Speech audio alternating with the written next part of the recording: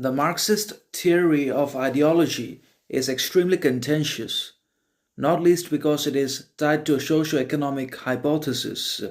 that are no longer believable. Meaning, one of the fundamental problems with the whole Marxist theories and ideology or political philosophy, whatever you want to call it, is that it's not believable,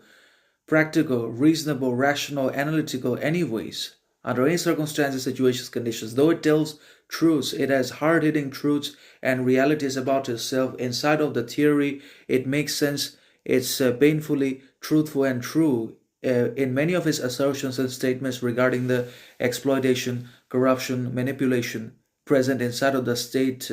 which is a machinery, and also the violence, corruption, and many of the acts of terrorism committed against ourselves by our chosen and voted governments, leaders that work hand in hand alongside the bureaucracy, capitalism,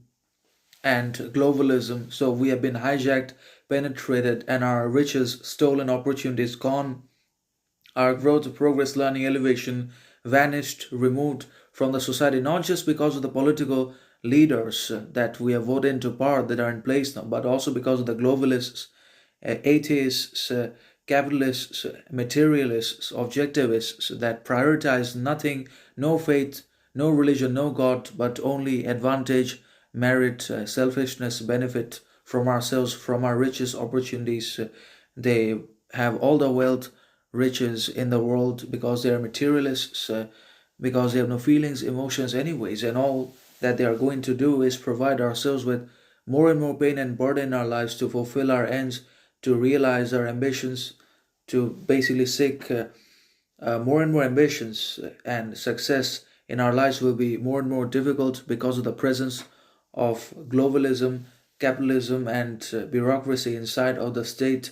because of the big billionaires, because of the basically elite ruling classes that take all of the wealth opportunities away from ourselves for their own sake because they are selfish, hypocritical, anyways. But then again, the Marxist ideology or theory is not able to arrive at the conclusion and realization of a kind of solution to all of these problems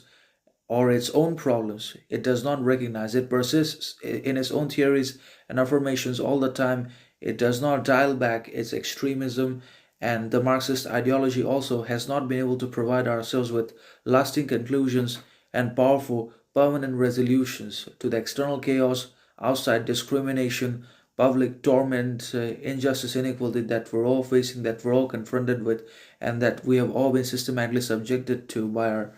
chosen governments